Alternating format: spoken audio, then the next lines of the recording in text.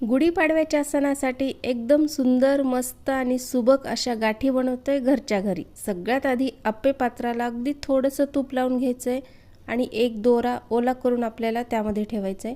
त्यानंतर 1 वाटी साखर, अर्धी वाटी पाणी टाकायचंय आणि याचा आपल्याला पाक तयार करून घ्यायचंय। आणि गाठी आपल्या छान खुसखुशीत व्हाव्या यासाठी अगदी थोडंसं आपल्याला इथे खायचा सोडा वापरायचा आहे। त्यानंतर कलर वापरायचा आहे। यासाठी आपल्याला पाक थोडासा घट्टसर हवाय। आपण चेक करूयात। हे बघा ओघळ खाली येत नाहीये, म्हणजे आपला पाक इथं परफेक्ट तयार झालेला आहे।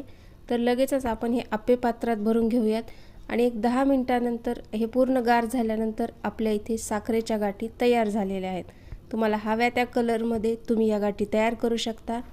व्हिडिओ आवडला तर जास्तीत जास्त शेअर करा। असे आणखीन व्हिडिओ पाहण्यासाठी प्रांजलीज किचन या चॅनलला सबस्क्राइब करा। भेटूया नेक्स्ट व्हिडिओमध्ये। Bye bye.